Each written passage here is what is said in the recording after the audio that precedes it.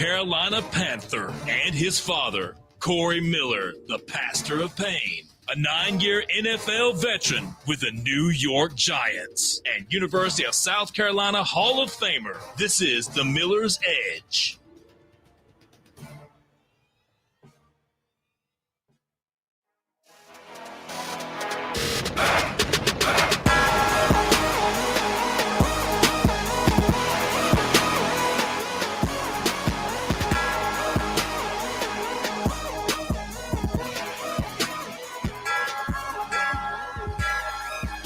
And welcome into this free-for-all Friday edition of the Miller's Edge, Tide 100.9, 1230 WTBC. Hope everybody is doing great. Hope you guys are ready for another great weekend we got here. We're going to help you guys ride into the weekend with, I would say, action-packed, fun-filled show. I'm not going to lie to you guys. A little bit slower on the news today, but we're going to make it fun because it is a free-for-all Friday. Obviously, we can go anywhere and everywhere with you guys. 205-342-9904 is the numbers of the program. A couple things that have come up that we will discuss for sure, but we'd love to get y'all's thoughts if anything is still on your mind. We've been talking about a number of things this week, Chase. I feel like we've had an eventful week, right? We've had the news about Coach Saban being named as co-chair. We had our guest, Josh Pate, join us yesterday. Really good interview. If you guys haven't seen that, or if you want to go back and watch that, if you missed parts of it, you can always go back on our YouTube channel at The Miller's Edge, rewatch the stream yesterday, jump straight to it. It should be within around the 15-minute mark. When we kick things off with Josh Pate. But again, we talked about Alabama, got his thoughts from last season moving forward, what he thinks needs to happen this upcoming season, the addition of Ryan Grubb, took a look at some of these other SEC teams, so some really good stuff. Again, big thanks to Josh Pate with Josh Pate's College Football Show, who joined us yesterday, CBS Sports. So again, you can catch that here on our YouTube channel where we are streaming live, as well as obviously we're still live on Tide 100.9, 1230 WTBC. Again, per usual, I got to remind you about our friends over at the Good Feet Store. If you guys are in any type of pain, whether it's foot pain, knee pain, back pain, you got to check out the Good Feet Store. They've got premium arch supports that are designed to eliminate and alleviate all types of pain. It's the easiest process. Chase, you already know what to do. What do, Chase? You do what? You put them right in your tennis shoes, right? And boots, you name it, and they get to work. And I'm telling you, these things are game changers. And I was dealing with all types of pain, whether it's jumper's knee, quad tendonitis, lower back pain, and these arch supports really knocked all that out. I'm telling you, it's as simple as putting them in your shoes. They're not your typical, arch supports that you might see or orthopedics that you might see over at, CVS, anything like that. No, these are the real deal. And in 4 weeks, they're clinically proven to knock out that pain. So make sure you guys check them out. Midtown Village is where you can find them here in Tuscaloosa, right off McFarland. You can't miss it. You can always go to their website, which I'm sharing right here on the stream. You can see right there, goodfeet.com, where you can schedule an appointment. You can learn about the fitting process, which they do when you go in the store. Again, walk-ins are welcome. But if you're on a time crunch, you can always schedule that appointment. It might make it a little bit easier for you. But again, you can also type in your zip code, postal code to find the nearest location. They are nationwide. In the state of Alabama, you got Tuscaloosa, Birmingham, South Alabama locations. But again, all over the country, you can find the Good Feet Store and get those benefits. Again, that is the Good Feet Store. Improving the quality of people's lives, 2 feet at a time. Chase, I don't know if you've ever been to this place. It's here in town, but it's called Pop Stroke. And it's really fun. Have you been there? It's like a little putt-putt place. I always pass it going to church. I've always wanted to go. I need to go. This is my sign from God. Well, look, it is really fun. I'll give a free plug here. They need to sponsor the show.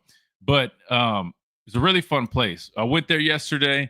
Went there with my best friend, Jamie, right? He's on the coaching staff. You guys are familiar, former player, Jamie Mosley. Then Damani Jackson came along. He tagged along, had a nice competitive. We had to run it back, right? Because we went. When did we go? I wanted to say it was like last year. Yeah, I think it was last year. Matter of fact, I think Keon came with Damani last time too. He had to leave a little bit early, so he didn't finish. But I'm gonna paint the whole picture. I could just talk about yesterday, you know what? But I'm gonna give the whole story. I'm gonna give the backstory. First time we went, I'm not gonna lie, I had the lead like the whole time. Damani came back. He beat me at the very end on the last hole. We literally had like one hole to go, and he ended up beating me on that last hole. So anyway, we ran it back. We went back yesterday, and let's just say, Chase, I walked away victorious this time. I'm competitive, man. I'm competitive, and obviously it's all fun and games, it's putt-putt. But at the same time, we're all athletes. We're all competitors, right? So we are competing, but he took the lead. I'm not gonna lie. he started off with the hole-in-one. And I literally said, I said, you know what? I kind of like that. I like that he got his confidence a little too high early on, because what's going to happen is he's going to start slowing down, because that's what happened with me last time. Last time I jumped ahead, and then I slowly started making mistakes. That's kind of what happened last time. Kind of flipped around. But anyway, I took the dub. I'm going to brag about that for a second. I took the dub. So if anybody's looking for a challenge in pop stroke, I'm not going to lie. I'm up for it. We can run it. We can have a little friendly wager. Wait, let me not say that, because betting's illegal in Alabama. But I don't know. Maybe not that type of bet. I don't know. We can make it fun, though. Anyway, I love doing that. After that, we went and got some Baumhauer's, really good. And I guess another free shameless plug there. But yeah, so overall, fun event. But it is a fun place. I definitely recommend it, Chase. It is cool. And then I think like Tiger Woods is like, he's got his name on it or something, or he's part of it. I don't know the whole deal. But it's a really cool little thing, man. It's cool that Tuscaloosa has fun stuff like that. But anyway, so that's what I had going on yesterday. And now we're here rocking and rolling. In terms of what we got planned for today, I'm not going to lie. There's a couple things that came up, a little bit slower of a day, but it's a free-for-all Friday. So obviously we're going anywhere and everywhere. But just like you had thrown out there, Chase, when we talked before the start of the show, I had seen this too. And we never really dove into this a few days ago when I guess the interview had come out. A lot of eyebrows were being raised about the whole deal, kind of what's going on with Belichick and his girlfriend, right? / I don't even remember what they call her role. I mean, like, they act like she's like the president of the football team. I don't know. But now there's reports, Chase, that are being or that are coming out that are saying his girlfriend, Jordan Hudson, is reportedly banned from UNC's football facility.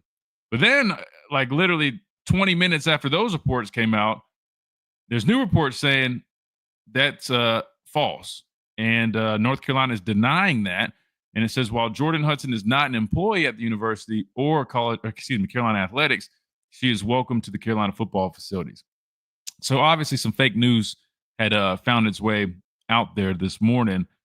But that whole situation is still weird. And maybe we'll talk a little bit about it. Because, I mean, I don't know if you saw the interview that they were trying to do. I think it was talking about his book that was coming out. The interviewer kind of started asking, like, oh, so how did you guys meet? She shut it down immediately, wasn't going for it. So very interesting deal there. In other news, in terms of college football, allegedly, and this is according to On3, a 16-team college football playoff bracket is gaining support. Now, we talked about this in the past of them already trying to, come up with, how can they expand the playoffs, or what could it look like? Because remember, when they expanded to 12 teams, it really was not necessarily a short-term deal, but they already were talking about, we're going to do 12 for now, but then kind of go from there and see what happens. Well, looks like they're starting to flirt around with the idea of a 16-team college football playoff bracket. And we'll talk about what that would look like hypothetically. Again, none of this is set in stone, but just what seems to be gaining some steam.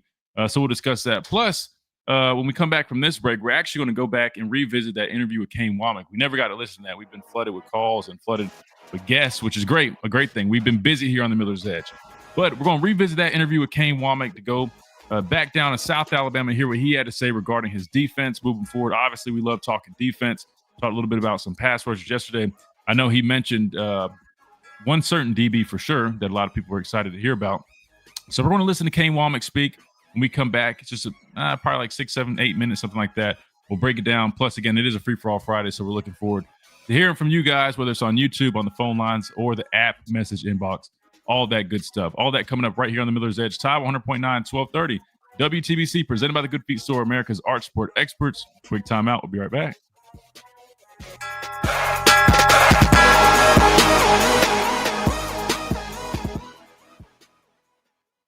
Don't buy your new or pre-owned Mercedes-Benz from anywhere other than Mercedes-Benz of Tuscaloosa. Their local team provides a 5-star buying experience and 5-star service. Shop local, mercedes-of-tuscaloosa.com, or go see them at 3200 Skyland Boulevard East, Tuscaloosa.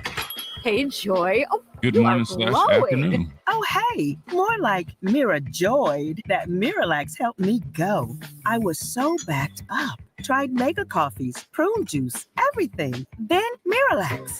And hello, gentle relief without the harsh side effects. Ooh, how does it work? It works naturally with the water in your body for constipation relief. Find Miralax today at Walmart. Use as directed for occasional constipation.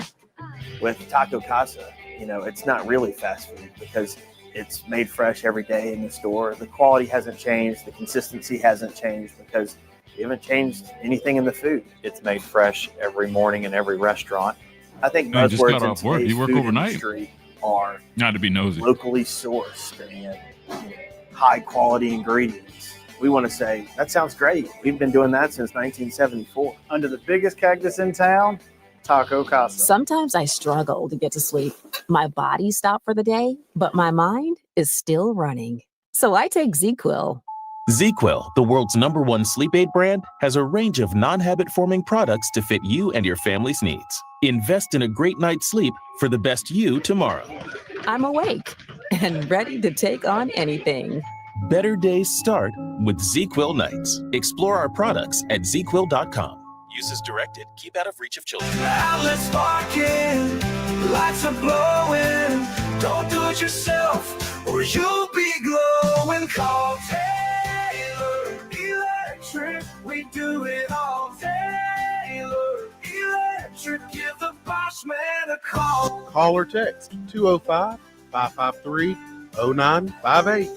Fair pricing is what we do. Taylor Electric, we are here for you. Celebrate the person who made you who you are. Lavish her with beautiful Mother's Day flowers from Sue's Flowers. Your mother raised you and loved you unconditionally. Sunday, May 11th, show her how much you appreciate her love and kindness with the finest Mother's Day flowers. Sue's Flowers offers gorgeous, fresh flowers in traditional and pastel arrangements, or think outside of the box with stargazer lilies and daisies in a basket. No other florist can match their combination of style, quality, and service. Call Sue's Florist today, 758-2100.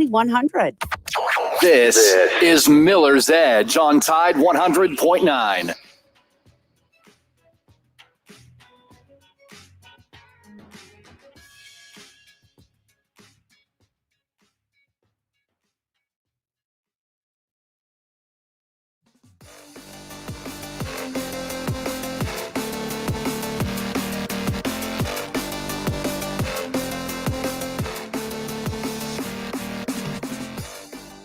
And welcome back into this free-for-all Friday edition of the Miller's Edge, Tide 100.9, 1230 WTBC, presented by the Good Feet Store, America's Art Support Experts.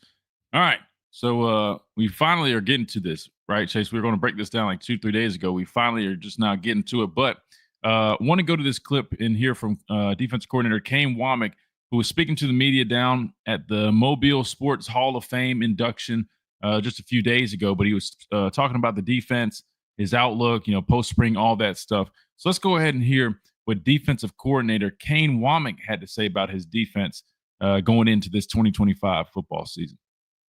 Year two, just what are you looking forward to and, kind of making that next step? Yeah, I'm really excited about the direction we're headed right now. There's so many things to get done in year one. You're trying to get to know your roster. You're trying to bring new guys in. You're trying to keep the guys on your roster. And I think, understanding this league at a much more dynamic level as a coaching staff and understanding our players and how they fit within our systems. And we took a huge jump, from a spring standpoint. We were able to retain more players, more depth. I'm excited about some of the guys that are coming back this season. That was huge in January. And then, I think to be able to retain the players that we did is a real nod and a tip of the cap to Coach DeBoer and how proactive he is in terms of having conversations with not only the players but families and representatives, right, for those players. We were very proactive, and I think we were the only team in the SEC that, didn't lose a scholarship player. So I think that's a nod in the right direction that the players enjoy what we're doing. They believe in what we're doing, and they're excited to go to work every day. Coach, what did you do well last year? Well, I thought we took steps in the right direction week after week, and specifically on defense. I thought, there were things that we identified that we were not doing well enough defensively, third down, pass rush, some pressure, execution consistently, not giving up an explosive play, that we just seemed to get better and better every week, and to a position, right, to where I thought we finished really strong defensively the last half of the season. And so I'm excited that we were able to retain, a core nucleus of about 7 or 8 guys that had a decision of going to the NFL, or, there were guys that could have gone on to other places that, we all know nowadays, right? There's pretty much a free agency at the end of every season. And we were able to retain those players, and those players have taken steps in the right direction in the offseason. So I'm excited about that. What did Jahad Campbell do to make himself into a first-round pick? Well, Jahad's it's a great story. I mean, here's a guy that came in as an outside linebacker, moved to the inside linebacker position really the year before we got there, played, had a role in the defense, but it was very evident when we got here. Here's a young man with all the attributes physically. He's the hardest worker on the field. There's nobody that outworks him day in and day out. He plays with the highest motor, and he was able to play multiple positions in our defense because of the way that we're structured schematically and from a system standpoint. And he maximized his opportunities. I mean, he doubled his production in every area. Some ways he tripled it. And so it was fun to be a part of that. And it's really rewarding when a guy that does everything the right way and plays the hardest on game day gets rewarded in the NFL draft. So I'm excited. I think that the Eagles got, at the 31st pick, that's an absolute steal. So. What was the toughest adjustment from going from coordinator to head coach and then back to coordinator? Yeah. Well, I was so involved with what we did defensively at South Alabama, and Corey Batoon, him and I had ran the same systems under my dad, and so that part was a little bit more natural. But I think when you understand the league, each league has a feel of its own, right? The personnel is obviously different, the schemes are a little bit different. So all those little nuances you start to pick up on as you get ready and go through the season. And the biggest adjustment is nowadays, you really have to kind of stay on top of, particularly for the first half of the season, what is the personnel going to look like for each team? Because it changes so much from one year to another. That didn't used to be the case. And so you got to do a lot more personnel evaluation, personnel scouting, to make sure, that you're not surprised by something the first, 4 or 5 games of the year. What did you see from Bray Hubbard last year, and what do you see as his ceiling? Bray, we really challenged Bray in the offseason a year ago. In the springtime, he had an okay spring. He had a little bit better fall camp. And then by the time his name was called to be our starter, he came in and had tremendous production. Bray created a takeaway in every game that he started in. And then I think he's taken his game to another level this offseason, just in terms of the leadership that he carries and brings. This was a multi-sport, multi-positional football player, athlete coming out of high school, and he has really settled into the nuances that make a great free safety. And then all of a sudden you change systems, and he's adapted really well to that. So, Bray is a production player. He's a guy that can make plays for us. So I'm really excited to see what he's going to do this year. What's the trend you've seen in college football on the offensive side to give you a problem? Well, I think, everybody's trying to do the same thing. They're trying to shape their offensive scheme around their personnel and their quarterback, right? And that's an obvious statement. But I think when you look at our league right now, you've got a number of teams that like to run the ball offensively through the quarterback position. And so that presents a number of challenges in and of itself. When you have wide receivers that can stretch you laterally and vertically, you've got tight ends that can make plays in space. And so finding ways to handle things on the back end from a coverage perspective, but be structurally sound for the quarterback run game is something that we really had to evolve and adapt as the season went on from a defensive perspective. And that's something that's kind of on the forefront of my mind, as you approach every game. You look at our first game of the season against Florida State, athletic quarterback.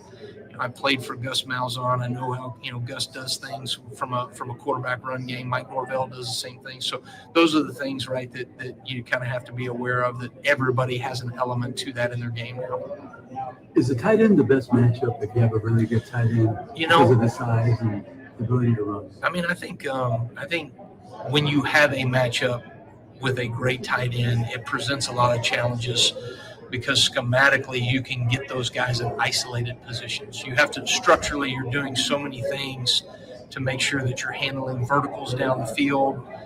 covering the deeper parts of the field and all that, making sure that you have matchups on receivers. And so at times, right, there's going to be a linebacker or a safety that's going to be matched up with a tight end just naturally out of the schematics of how you have to defend a run pass down on first and second down. And so if you have a really good one that's dynamic, that can create minimal space, right? Receivers create big space, okay, but tight ends need to create minimal space. So they lean on a guy and then create space for themselves back inside or outside based off their leverage, and those things are difficult to defend.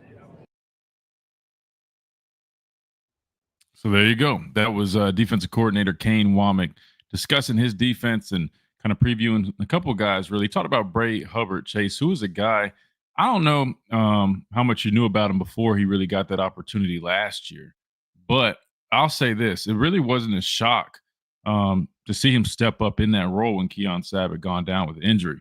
I mean, a lot of people had been raving about Bray and just watching him kind of in the spring and behind the scenes, man. I mean, this dude has always been a tremendous athlete, always been an extremely hard worker. Played quarterback in high school. I want to say he might have won state player of the year, something like that. Maybe I want to say somebody said twice. I don't know, but the dude definitely is a heck of an athlete. And he spent a lot of time doing some special teams. But just watch him. He's always been a physical guy. You heard Kane Womack talk about, every game that he's started, he's forced to take away. I don't know if people understand how big of a stat that is, man. I mean, that dude is a production machine. And so when you look at that secondary and having guys like that, having guys like Damani right on the outside, having guys like Xavier on the outside, I mean, that secondary, I think, really is taking shape to be really productive, building off what they did last year, really being one of the strong suits of this team. I mean, we heard HaHa talk about them and brag about, just how talented that group is. So it's really cool just to, hear about that. And obviously, I'm a big Bray Hubbard fan, man, just seeing his work ethic. I mean, nowadays, especially in college football, and you talk about NIL and everything going on, man. I mean, he's one of those guys, man. He's great, great dude, great mindset, one of the hardest workers you got, great leader. And he's going to go out there and he's going to hit somebody. He's going to go out there and force some turnovers. So absolutely love that. We got to hit a timeout. We come back. We'll continue to break down what Kane Womack had to say regarding his defense, plus preview some other things. Because I want to go back. I know we talked a little bit about the pass rush yesterday. I want to go back and look at some of these other guys on this defense as well. Plus, we got a number of things to also dive into. Rookie mini camps are taking place across the NFL. A lot of our guys are taking part in these rookie mini camps. Plus, there's been some conversation still coming up. I know the Shedeur thing has kind of been beaten like a dead horse, but he is taking part in the Browns rookie mini camp. So maybe we'll take a look and see kind of how all that stuff is going. All that coming up right here on the Miller's Edge, Top 100.9, 1230. WTBC, presented by the Good Feet Store, America's Art Sport Experts. Quick timeout. We'll be right back.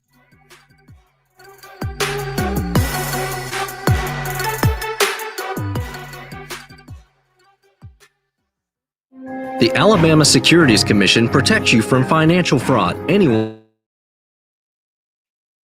What's up, Mimi? What about Jean Lee? Yeah, no, really good player. I'm high on him too. Definitely think that he's going to develop really nicely. He's one of those long cornerbacks, definitely rangy, more of a outside fit for sure. So with Xavier and Damani, obviously, those are going to be your two guys on the outside. But could he, find himself a role in this defense with the amount of times they sub? Yeah, I think he is dependable enough, even as a true freshman, to carve out a role, even if it's in that capacity. Because again, if you guys go back and watch, and I don't know if it was so much a DeBoer thing. I don't know if it was Hitch or Linguist. I don't know. I'll be honest, or Kane, I should say, since he's a coordinator. I don't know, but they sub a lot at positions that you don't typically see. Like, I'll be honest, corner. You don't really see people subbing corners like that. I mean, like frequently, throughout different games, throughout the same game. You get what I'm saying? Like, maybe if it's a certain package or something, right? Or certain game plan that you have set. A team like Tennessee, they're running. I mean, Tennessee's route tree, I mean, it's a lot of go route. You get what I'm saying? So your corners, I could understand maybe having a game plan there. But, I mean, from like game one, we saw a lot of substitutions.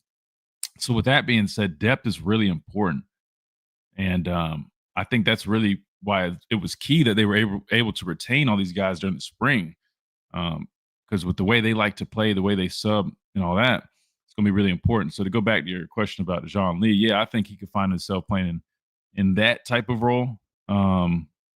With him being a taller, longer guy, because obviously in a 4-2-5, right? So you have 5 DBs out there. You have 2 corners, right? Field and boundary corner. Then you have a nickel corner, slot corner. I don't know if he necessarily fits that. If he did fit that role, he probably could. Because remember, we have a void right now because Devontae Smith transferred. Y'all always get me talking about the good stuff during the breaks. Then I'm like, crap, I should have saved that for once we get back on air. I'm just giving you a hard time. No, I love it, though. Love that y'all guys get the conversation going like that. Justin, love the show, man. Roll Tide. Appreciate that, man. Thank you. I really appreciate that. Really appreciate that. But yeah, I'm trying to think of who else. Dre Kirkpatrick's actually been performing well. He's been coming along. A lot of people are excited about him. Over, please. I still just think Mbakwe should have stayed on the defensive side. If I'm being completely honest with you, maybe we can talk about that. That's an interesting topic.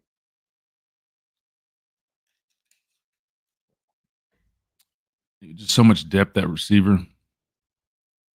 I mean, he'll get reps, but to me, I mean, he probably would have been the starting, what is it called, Husky? I mean, full-time Husky on defense versus, getting some reps here and there on offense. I don't know, man. You guys tell me, what would you do? 205-752-9611. This is Miller's Edge on Tide 100.9.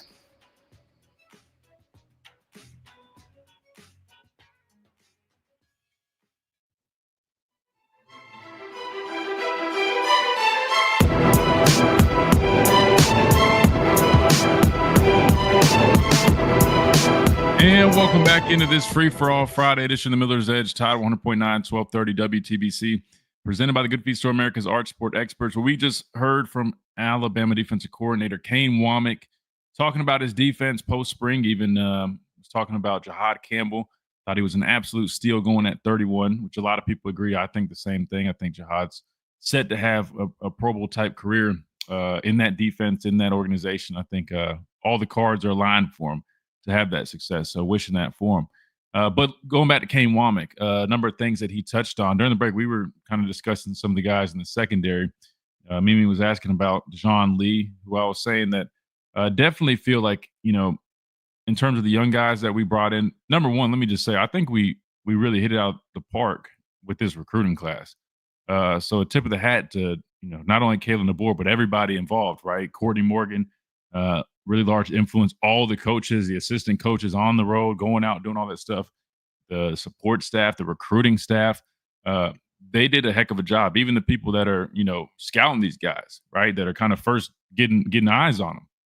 I thought they hit on a number of guys. Now, again, it's way too early to really know if that's the case. We'll find out here, not even just in the next year, but the next 2-3 years, right, as these guys develop, and hopefully they stay around long enough. It's crazy we have to say that, but we know the reality of the portal. But so far, it looks like they've hit on a lot of guys. I think he could be one of those players. I was saying that, with Damani Jackson and Xavier Brown, I mean, 2 really good corners. Damani, a guy that can definitely, work himself into that first round conversation with a solid year. Xavier Brown, building off of what he did as a young man here last season. I mean, I think those spots are clearly locked in. But the good news is, if you are a defensive back in that defensive back room here at Alabama, it's kind of funny, Chase. We went from, we don't play freshmen. Now, I'd argue that if you want to play early, you might as well come to Alabama, because the philosophy of this, this defense and offense, you could say as well, because they do it with offensive linemen. This team as a whole, they want to play as many people as possible. They want fresh bodies. They want depth. They want guys in there ready to roll. And I'll be honest, that's not a very common thing. If you go and watch other teams, it doesn't really happen much. You don't see corners being rotated. You don't see linebacker. I mean, you see linebackers coming in different packages. That's definitely a thing. We all know that. But, I mean, we rotate virtually every position, from defensive back to wide receiver, which is extremely common, defensive lineman, extremely common, to offensive lineman, which is not very common. I mean, it's really impressive, to be honest with you, that they can do that. And depth is critical if you're going to have that type of game plan, that type of mindset. That being said, Kane Womack commenting on the fact that they were able to retain all their scholarship guys was huge. And if I'm being completely honest with you, I think it's a number of things. Number one, the culture that they've established and that they are continuously establishing. You can't deny that. And that's solid proof right there, not having scholarship guys in the portal. And that's a huge sign, especially in this day and age. But two, I wouldn't be shocked if guys understand that, hey, I might not necessarily be, first team right now, but I do know, and I can go back and see proof, we actually are too deep. Almost count all as not necessarily starters, but we get meaningful snaps. That's huge. I mean, that builds confidence with guys because they don't feel like they're just sitting there, oh, I'm wasting the year. I'm not going to play this guy's in front of me. No, they know, okay, he might be starting, but I'm going to get some reps too. And not just in trash minutes. They're meaningful snaps. Go back and watch the Georgia game. I mean, a guy like Mbakwe was getting meaningful snaps, if I remember correctly. Young player, they're rotating him in there. Which leads me to him, and I brought this up, and this might be a good conversation. Maybe we could talk about it. If you guys want to, we can. But with Jalen Mbakwe moving a receiver, we were just talking about DB, other guys getting opportunities. Personally, my thought is I feel like he should have stayed at defense, on the defense side of the football. And I still feel that way, especially post-spring. I think he'll have some opportunities at receiver. I mean, obviously, you can't deny his athleticism, his talent. I mean, he's definitely kind of that Swiss Army guy, can kind of pretty much do a little bit of everything. So don't get me wrong, but when I'm previewing this receiver room, I'm previewing the defensive back room. I mean, specifically, obviously, so I just talked about the outside guys, the boundary and the field corners. Those spots are locked, but you think about it, there's a void at Husky, right? Devontae Smith transferred to Notre Dame. They did not want him to leave. I mean, he's a really good football player and was a big piece of that defense. Unfortunately, he left. It is what it is. You got to, have that next man up mentality. But I would argue, with Mbakwe's skill set, I mean, you could plug him right there at that nickel spot. And I thought he would have been damn good at it. And to me, that's like a clear path to like meaningful snaps. Now, I don't know his story. I don't know if he just prefers to play on the offensive side of the ball or what the case. I know some people were saying, he wasn't, seeing eye to eye with some of the guys on the defensive staff. I don't know, but I just know in terms of, again, it's his career, his deal. I mean, he can do what he pleases, but I feel like he would have benefited just sticking it out on defense and really going from there. Now, I'm sure he didn't anticipate having a really good talent from Miami transfer into receiver. Maybe he was looking at that room based off of last year and was thinking, oh, well, we got Ryan, we got Jeremy, those other guys that just transferred, Kendrick Law, Prentice, those guys. I mean, maybe he was thinking, okay, I'll be set going on that side of the ball. But you look at it, man, with the Rico Scotts, Jalen Hale coming back, still got Cole Adams, bringing Horton. It's just deep over there, Chase. I mean, what are your thoughts? I hate to just segue quick into this other topic, but while we're talking about it, when you look at Jalen Mbakwe, and I don't know how much or how familiar you are with him, but if you go back and watch his tape, I mean, he never really even played cornerback until he got here. He played quarterback. He was a real athlete. So I get he might be more comfortable there. But I'd argue, if you go watch the tape from last year, I mean, there's a reason, a lot of coaches and a lot of programs were wanting to have him at corner, and we saw him do it last year. Obviously you saw that he was young at times. There were some rookie moments there, some freshman moments, completely normal, but the potential and the talent is undeniable. You saw that at that position. Do you think he should have stayed on the defensive side of the football, Chase, or what are your thoughts? Do you think he made the right move going to wide receiver?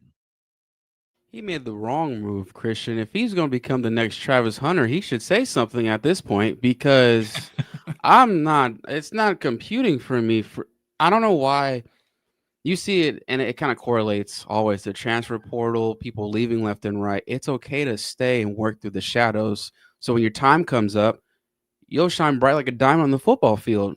I feel like he could have been not like a top corner, where he plays his position, but he would have been a big factor now that we understand Kane Womack's defense and how he runs things. Now he's having to compete against experienced wide receivers, up and coming wide receivers, or wide receivers that can make a name at the snap of it, So I pray that he's able to show people that I made the right decision and he can do it. I think he has good people around him. He's at University of Alabama for a reason.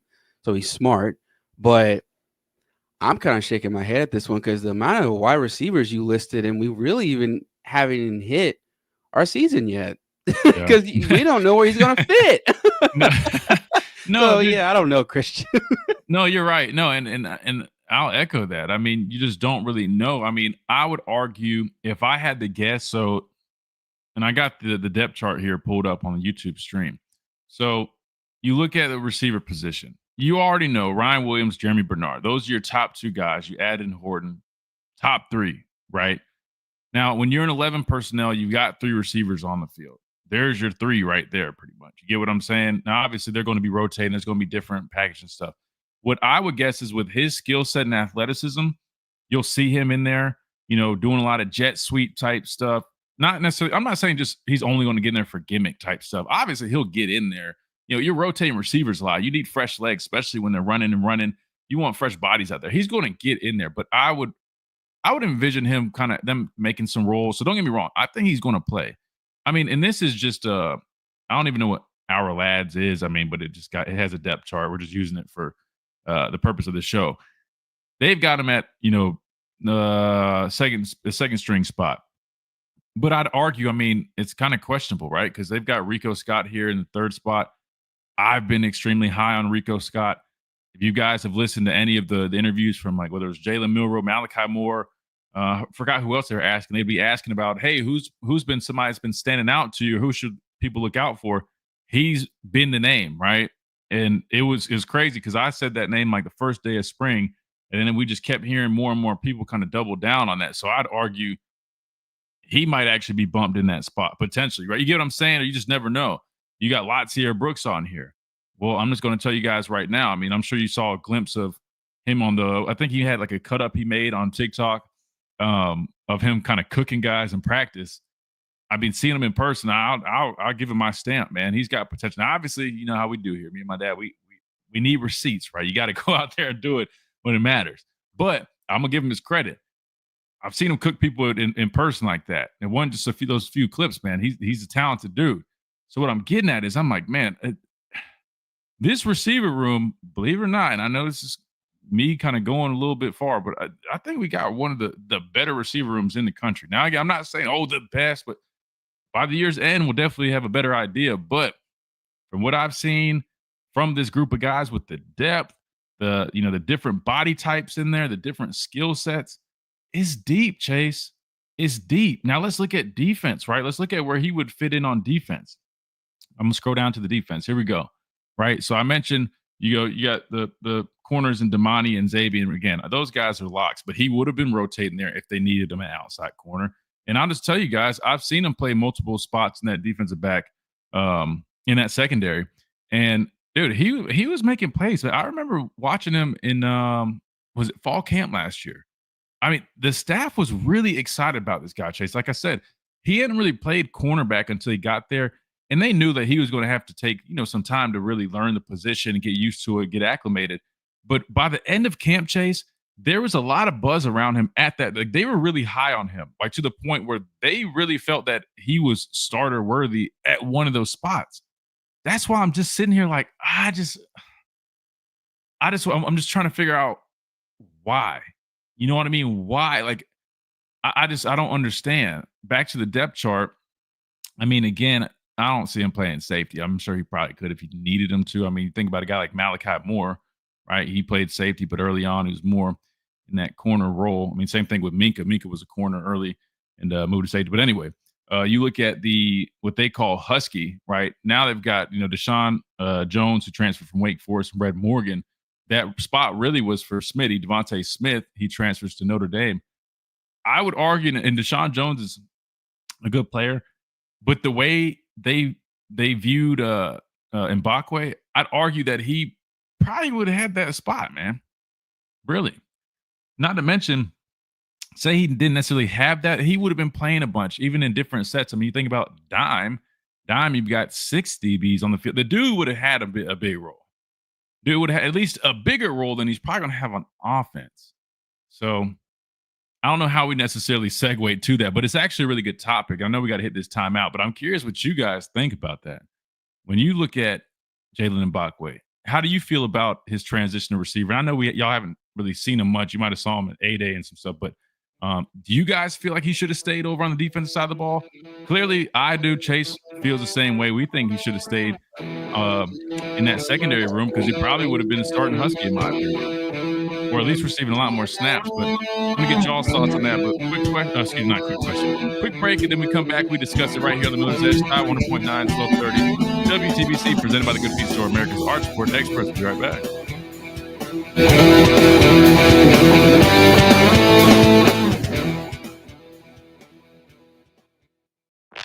Coming up on the game. Q, what are you talking about, man? Listen. I'm not chapsticking, I promise. That's why I said it's hard for me to give this big stamp of approval so soon. But hear me out, Q. Hear me out. I've seen them. Listen, the difference is I've been able to see them throughout the spring, man. I've been able to see them, right? And because you remember, if you guys go back, even before the spring, I was actually pumping the brakes on it because a lot of people were like, oh, the receiver room, this guy from Miami, this guy. And I was like, let's see it play out, right? I'm like, I think they'll be good, but let's be patient here.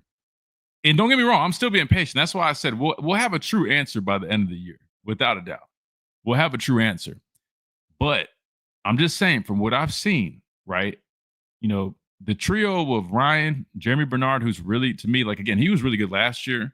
Yeah, you're always on reserve. Yeah, because listen, man, I played football since I was 4. Played, y'all already know. I mean, I played here, played in league. I mean, like, I understand that it's half the time when people are like talking about stuff like this, it's normally really here, right? And it's not just football; it's probably anything.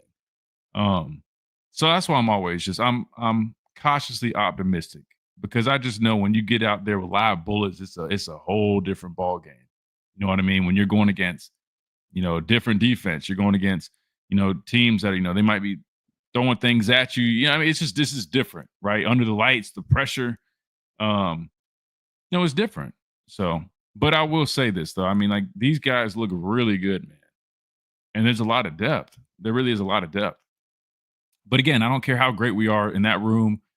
If we can't protect, if we can't execute the things we need to execute, man, I mean, we're not going to see the full potential. That's why, again, the key to me is the offense line.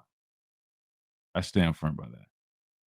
Kenji says, do you feel the wide receiver room could possibly be the one with Judy, Smitty, Waddle, and Ruggs? Oh, man. Oh, that's oof. I'll be honest. I don't know if we'll ever see like the depth. Sorry, my dog's, I guess, sleeping or something. I don't know if we'll ever see the depth, like, how do I explain this? Like that much depth, you know what I mean? That quality of depth. I mean, look, Judy, first rounder, Smitty, first rounder, Waddle, first rounder, Ruggs, first round. I mean, that's 4 first rounders in one room. And that was the year, they were all young too. That was 2017, I think. That was my redshirt junior year. We had all those guys, if I'm not mistaken. So, but to answer your question, I'll save that for the air, but I'll save it for the air. That's a good question, though.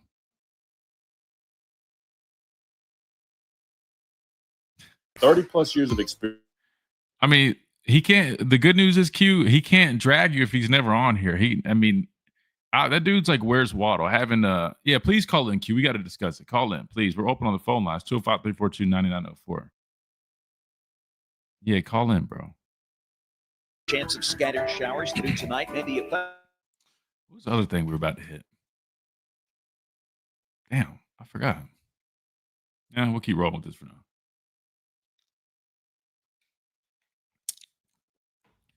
Right. 100.9. It's 71 degrees in Tuscaloosa. This is Miller's Edge on Tide 100.9.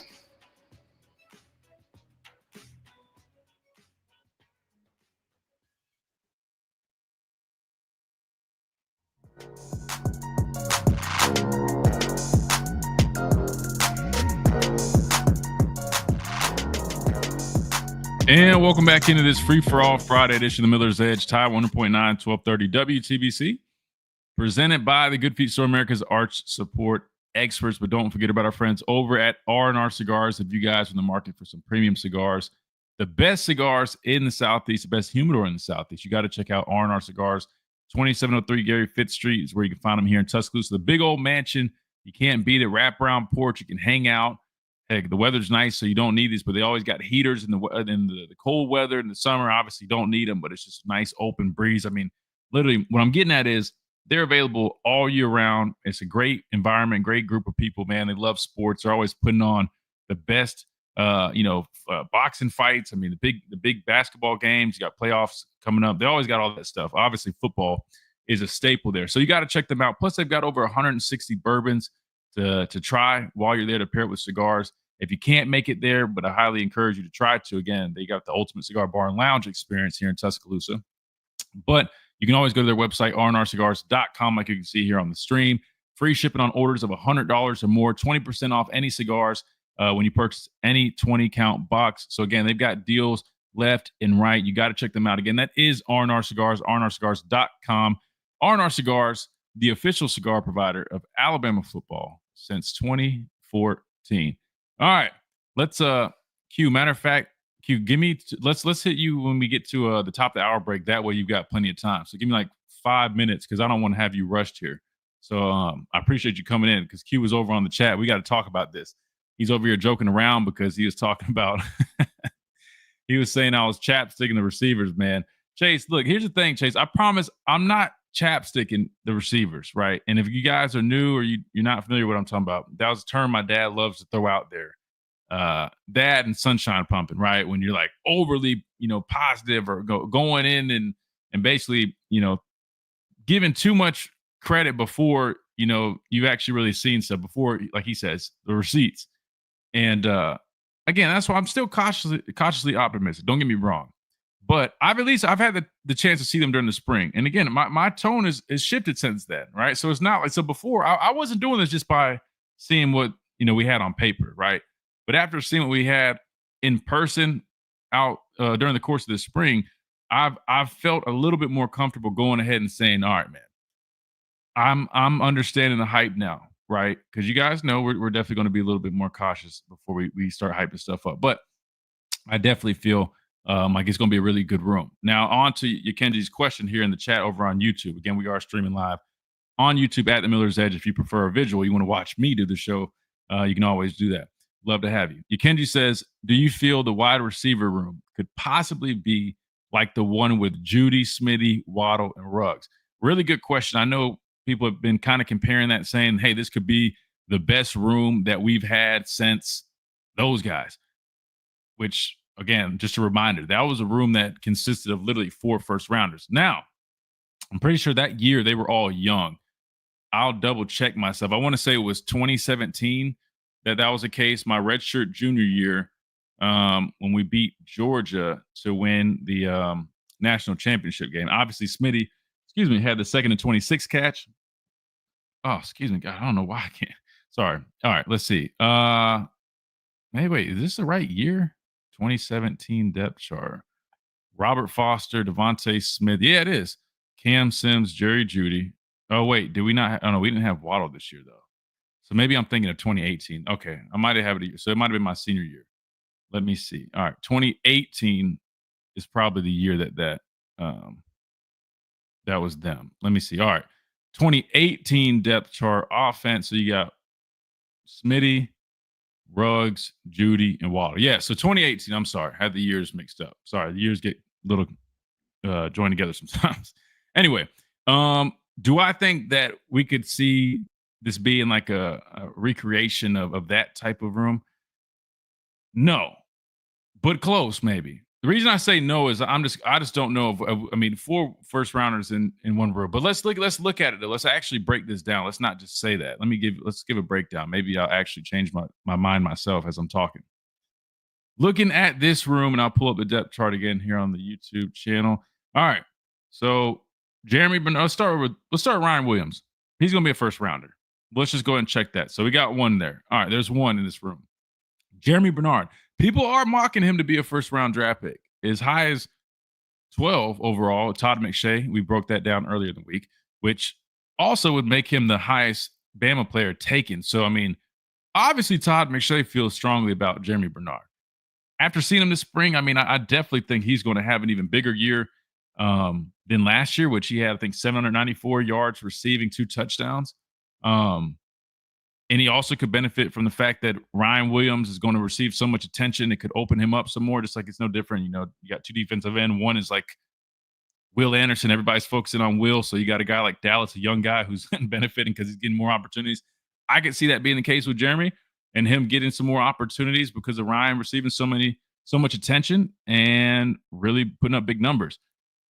To me, his path to be a first rounder, number one, I think what helps him out is this receiver class, on paper at least, doesn't appear to be as strong this year as it has been in prior years. That's my opinion, but I think some other people would agree. I could be wrong, but in my opinion, right now, again, it can change depending on how these guys play. It doesn't seem to be that same, there's not as much, I guess, talent at that position in terms of guys that are draft eligible. Because if you look at the following year with, Smith out of Ohio State, who is a dog, Ryan Williams, those guys obviously are going to be the top 2 guys. I'd argue that the next year's receiver class is going to be much, much stronger. That being said, between that and I think if Jeremy can put up big production, because obviously, we talk about a wide receiver, they're definitely going off potential, but at the same time, they love seeing production from that room. And then obviously all the testing and stuff helps. If he can go test well, if he goes and runs really fast, puts up good production this year, I definitely think he could find himself in that first round conversation. So to me, that's kind of a tweener. I feel more like second round is kind of his range, but I could be wrong. I definitely think he could be a first round pick. But right now, I'd probably aim at more of like a second round range. So him, I think, I don't know. Maybe we'll put like a half check there, Chase. I know we got to hit this top of the hour break, but Horton. Man, I mean, he looks to have it all. Again, I only know what I've seen out of him this spring. I didn't, watch a whole bunch of Miami last year. I've seen him at times. I've seen clips, obviously. But going off of what I've seen from him now, I mean, the guy with his stature, I mean, you're talking about 6'3"-ish, but he's got some size to him, but runs and moves extremely well, runs some nice routes. I mean, if he has a big year, he definitely could see his name, called pretty early in the draft. But stacking these guys up to that room, man, I don't think they'll be quite there, but I think they could be very close. I think that's the best answer I could give right now. Now, obviously, we'll know more in the future. Give us about 6 months from now. We'll definitely have a much better idea. But I would say I don't see them being quite there, but pretty close. Pretty close. I think they could be pretty close, which that itself is a damn good compliment. Trust me. All right, we got to hit the top of the hour break. We're not done. We're just getting started. We got a whole another hour coming at you. So don't go anywhere. Real quick, we hit this top of the hour break. We come back. We go to Q06 on the phone lines, 205-342-9904. We want to get y'all's thoughts on everything. Again, we heard from Kane Womack. We're discussing the wide receiver room. Jalen Bachway, did he make the right choice moving to receiver? All that and some more coming up right here on the Miller's Edge. Tide 100.9, 1230. WTBC, presented by the Good Feet Store, America's Arch Sport Experts. Be right back.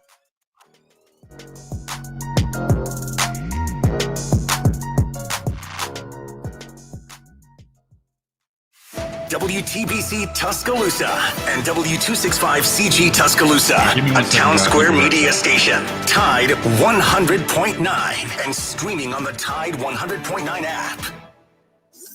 From the Fox Sports Studios in Los Angeles, here's Monsi Bolaños. The Timberwolves outscored the Warriors 117-93 in Game 2 of the Western Conference semifinals to even the series at 1 apiece. Julius Randle led the way for Minnesota with 24 points, 7 rebounds, and 11 assists. Draymond Green received his 5th technical foul of the playoffs, and this is what he had to say after the game. I look like the angry black man. I'm not an angry black man. I'm a very successful, educated black man with a great family. and I'm great at basketball. I'm great at what I do.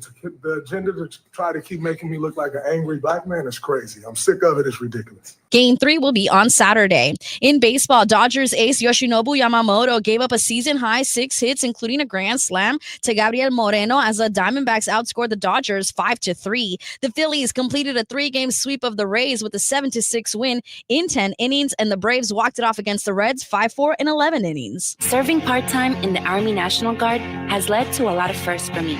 It paid for me to be the first person in my family to go to school. That education got me to the first day at my dream job, which I can still hold while I serve part-time. That job and the home loan benefits I got from the Army National Guard helped me buy my first house. I also know that I will be one of the first to respond if my community ever needs me. Sponsored by the Alabama Army National Guard, aired by the Alabama Broadcasters Association and this station. From our home base in Birmingham, Alabama, we are here treating patients from every generation across the United States and from around the world. We're here for the rookies and the dreamers, trying to make a name for themselves. We're here for the achievers, who are resilient and won't take no for an answer. We're here for the coaches, athletic trainers, and mentors who are shaping the next generation of legends. We are here for you, aggressively pursuing victory over injury. Learn more at andrewsportsmedicine.com. Are you receiving unemployment? Your benefits could be at risk.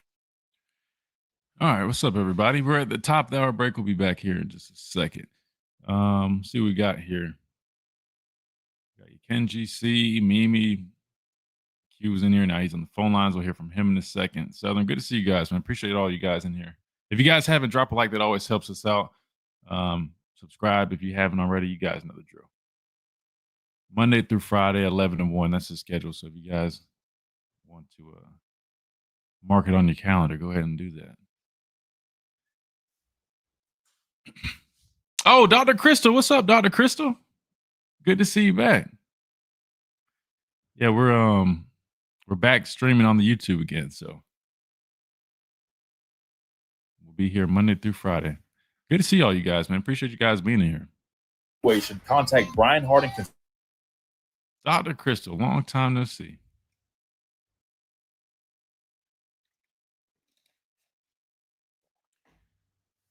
All right, here we go. 10 seconds. Thunderstorm in spots. The high today 79, the low tonight 58. Tomorrow. Oh yeah, happy Mother's Day weekend to everybody out there. Showers during the day, scattered storms around as well. The high 75. I'm James Spain of the ABC 3040 Weather Center on Tide 100.9. It's 73 degrees in Tuscaloosa. This is Miller's Edge on Tide 100.9.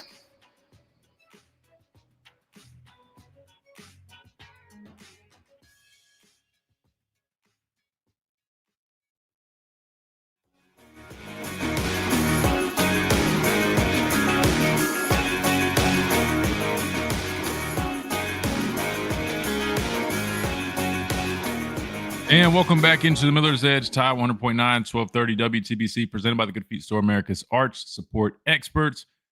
Hope everybody is doing well on this Free-for-All Friday. We've been talking a whole bunch of Alabama football. Heard from Kane Womack down at the Mobile Sports Hall of Fame. What else? We've been talking about Mbakwe, his switch, his transition to receiver. Been asking if that's the right move. What are y'all's thoughts on that? We've been responding to you guys here in the chat over on YouTube. Shout out to everybody who's tuned into the stream there. Shout out to all of our listeners on Tide 100.9, 1230 WTBC as well. All right, now it's time to go to the phone lines, 205-342-9904. We got my buddy Q06 on the line. Q, welcome in. Teniendo un buen dia. Having a great day till I jumped on YouTube and I heard what you said. Heard what you said, man. Heard what you said. See, usually I'm the guy that gets all the chapstick and gets way excited, but you and these receivers, man, you own one today. What's going on? Well, I did apply chapstick like 20 minutes ago, and it might have got a hold of me, man. See, I got it right here. You got the visual. I got the visual now. When I look at it, I see a visual. So I see it. Let me go and put some more on since I'm chapsticking the receivers right now, man. I'll put some more on. Listen, but Q, is it what extent of it is chapsticking though? I can't lie. I'm overjoyed. I'm worse than you. But I'm trying to calm it down. I'm trying to, not be, Yeah, but we're cautiously optimistic. But here's the thing, Q, though. I mean, to me, it's not too bad of chapsticking because I've actually, seen them during the spring, right? Now, if I was saying this before spring kicked off, like there's a lot of reports before spring, and then people were excited about it. There's nothing wrong with that. I could understand that being a little bit more of chapsticking, but I'm saying after at least seeing them go through spring, I have a much better idea of all of these guys, what they offer, their skill sets, how I see them fitting in this offense. To me, I'm like, all right, man, like I can't give a full stamp because the season is totally different. We'll know once live bullets are flying, right? But from what I've seen during the spring, I'm just saying. I mean, they look to be a good group, and I will add to this because I know who was that? I think Kenji asked a question about them being as good as that room that had those 4 first rounders. To be fair, I didn't really include even some of the young guys who you never know. A guy like Latsier Brooks, how he develops, he could end up in that. So we'll know 3-4 years down the road, but I'll just say this: the potential is there. Nobody hit the portal. Are you not shocked that all those guys, none of them hit the portal? No, I was shocked. The receiver room is stacked. But I'm going to ask you a question. Do you remember what happened on December the 17th, 2024? And Bachway was about to hit the portal, and he said, bingo, we got action. Man, I mean, I think he got bad advice, man, switching sides. Way too much talent on the other side.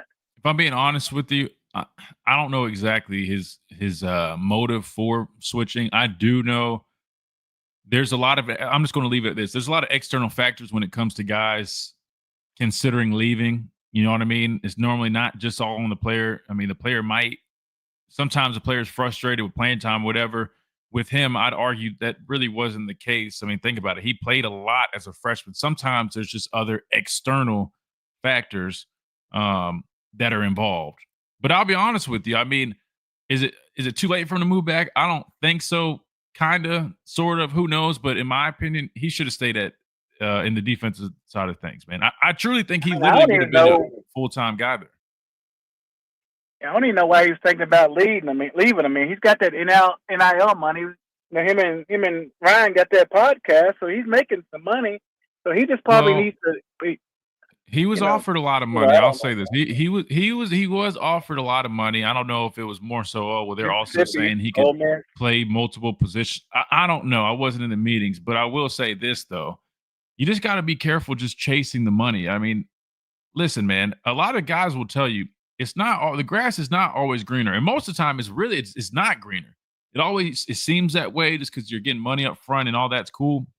But in terms of the resources that you're going to get here at Alabama, the coaching, the exposure, I don't think these guys really understand, Q. I don't think they understand. And if you just stay here, you might not make as much, right? Because I'll be honest, there's a lot of guys that they could make more money if they went other places, but they understand the resources, the exposure, everything that's available to them.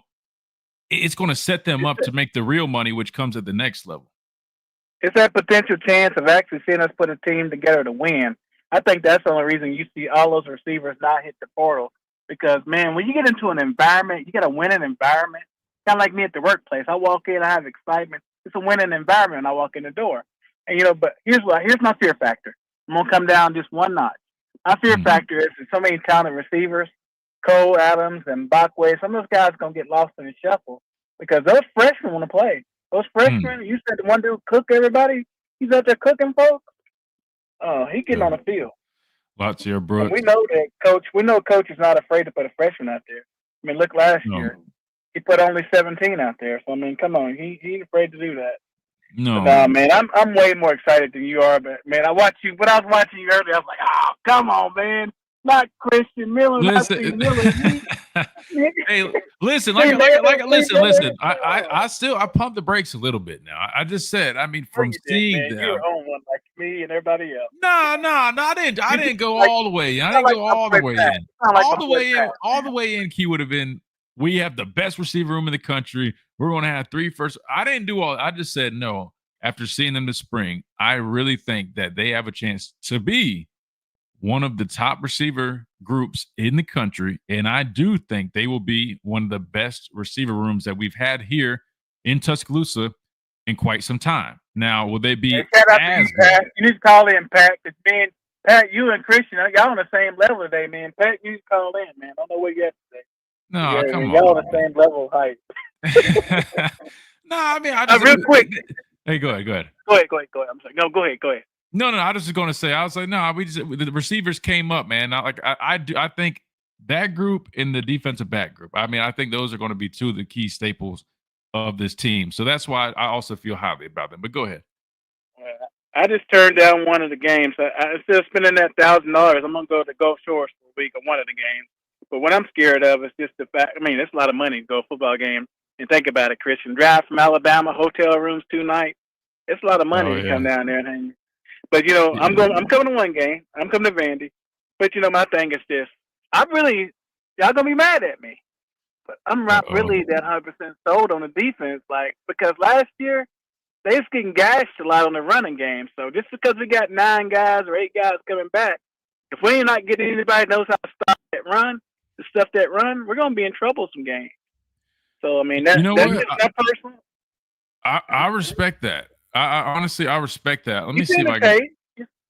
No, 100%. No, I respect that. Let me see if I can pull run. I guess. Let me trying to see if I can pull up their stats real quick. But no, I respect that. I mean, we were talking about the Oklahoma game yesterday, and we were looking. I mean, what was it? I mean, their quarterback rushed for 131 yards, and then you go back and you look at the Vanderbilt game and look at how we struggled to stop him, and even what other game was that? What I'm getting at is running the ball on us. I mean, a lot of guys are running the ball hard last year. So that's me. That's where I am right now. Everybody's all hyped about we got all these guys come back on defense. You don't get nobody can stuff that run. I mean, we got great talent, but man, you got to stuff that run. And I haven't seen this defense kind of how it's set up. I mean, all those guys out there on the island. I mean, they better be able to tackle. So that's just me, Christian. Hey, listen, man, everything's going well with me on my Spanish. Everything's going well. This is still Mesa for me, so I've been 2 months of Spanish. So today is actually 2 months of it. So right now I'm just focusing on podcasts and different things like that because I got to hear people speak now. I mean, hey, I'm hyped. I'm not as hyped as you are about the receivers. Hey guys, I appreciate you taking the phone call today. Absolutely, man. I'm glad to hear that, man. Keep going with that Spanish journey, man. I'm happy for you. Fin de semana. How do you say? Tener un buen fin de semana. Have a good weekend. Que tengas un buen fin de semana. Exacto. Buen trabajo. Igualmente. Nos vemos. Yes, sir. Let me tell you this real quick, Christian. I can't roll my tongue. I was in class this morning. I can't roll my tongue. If I could do that, man, I would be tight.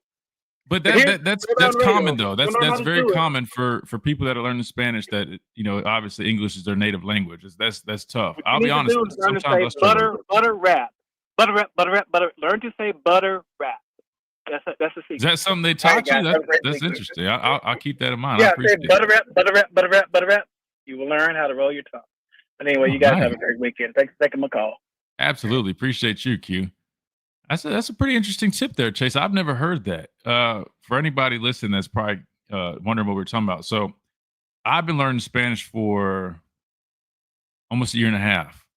Q, who we just spoke with, he just started learning. He said he going on 2 months, or today marks 2 months. And then Chase, we're trying to get Chase to learn a little bit too. So please do. we're going to tutor Chase. But that was actually interesting. What do you say? Butter wrap. I mean, I guess butter wrap. I guess I'm just like trying to roll my tongue. But see, I'll be honest. The Migos over there. I know. But to be fair, though, I can roll my tongue pretty good. The thing that I struggle with though is when I have to like roll it like back to back. Like I'm trying to think if there's like the word alrededor. That means around in Spanish. Alrededor. See what I mean? It's kind of hard because you have to say alrededor. So it's literally like alrededor, which is crazy. I'm like saying it perfect right now. But when you're saying it fast, like if I said like estoy alrededor de la esquina, that means like I'm around the corner. But I'm saying it good right now. Okay, so maybe I'm not as bad as I thought. Anyway, with that being said, all right, let's hit a timeout before we start speaking Spanish and these people get confused. That being said, we'll continue talking some Alabama football on the other side, plus a couple other little topics to dive into the playoff conversation. We can take a look at that on what's gaining traction again. 12-team playoffs You thought that was a lot. Well, not so fast. They're already looking at 16. We'll talk about how that playoff picture will work. All that coming up right here on the Miller's Edge, Tide 100.9, 1230, WTBC.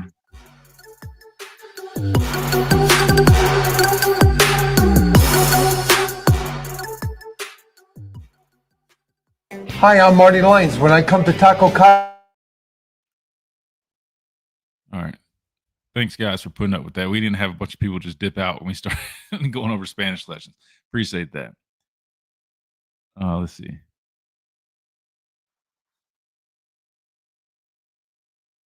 All right, let's see.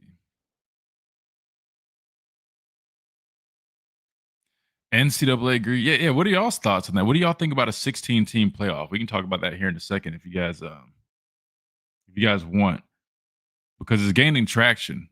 Here are the details right here. 16-team playoff. I guess let me ask you guys first. What were y'all's thoughts on a 12-team playoff? All you guys in the chat. What was y'all's thoughts on the first? Now, obviously, I know we didn't make the 12-team playoffs, but in general, right? Because there's some people that really weren't feeling the first round, so to speak, because most of the games were pretty trash. Let's face it. Matter of fact, let's pull up the scores. I mean, they weren't very good.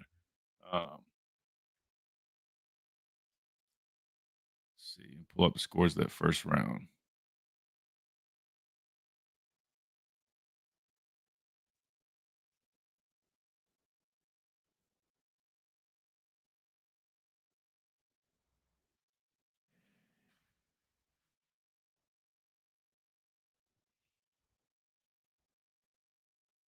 Let's see if I can pull up those scores. Yep, here we go right here. Yeah, like for instance, like the SMU Penn State game, trash.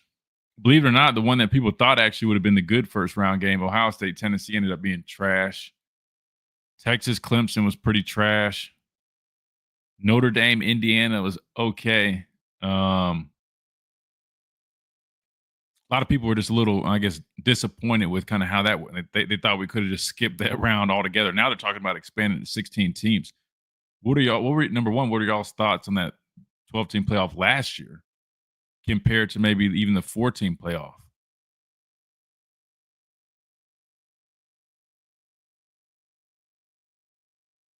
What's up, Moon? Roll Tide. Let's see.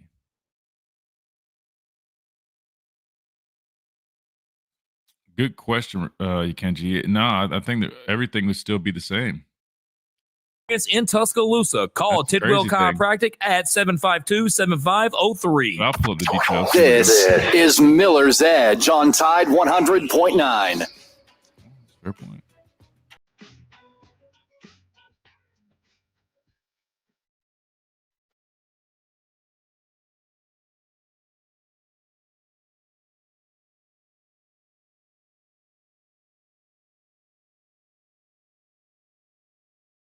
And welcome back into the Miller's Edge, Tide 100.9, 1230 WTBC Free For All Friday edition.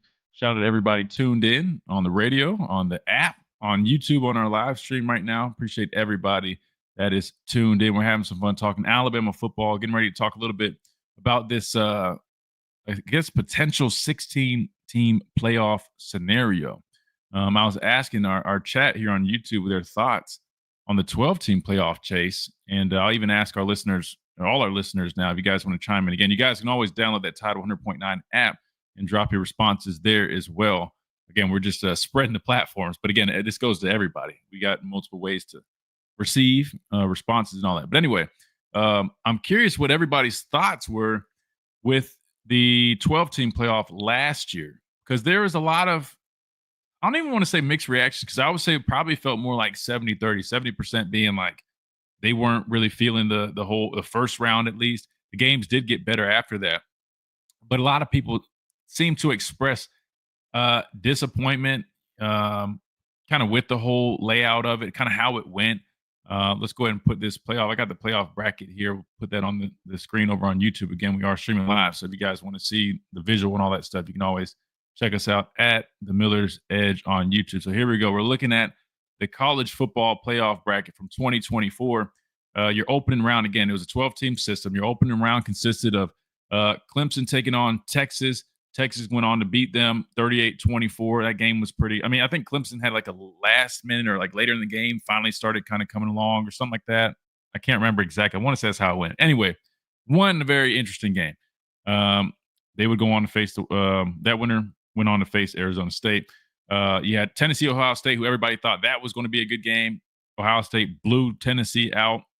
Same team that showed up. Tennessee showed up trying to do the whole, pregame no shirt thing. Oh, we're fine in the cold, all that stuff. Clearly they weren't. Let's see. SMU Penn State game was terrible. That was trash. And then Indiana Notre Dame. It was okay. That being said, I mean, some of the responses we got, I mean, to be fair, Mimi was in the chat saying that there also were trash games and blowouts with only a 4-team system, which is true. But I don't know. The layout of it, Chase, to me just felt kind of strange. I mean, for instance, like the teams that got the buys, them being conference champions, I didn't really like that. To me, I don't understand why a team like Boise State would get a bye, but then you have a team that was much more deserving. Like, I get listen, if it was like the NFL and there was a lot more parity, I guess, amongst the conferences, I think it would make more sense. The problem is Boise State in that conference, I mean, the ACC, a joke. You know what I mean? Like, to me, it's not equivalent, right? You got the SEC and the Big Ten, and then it's like these other conferences.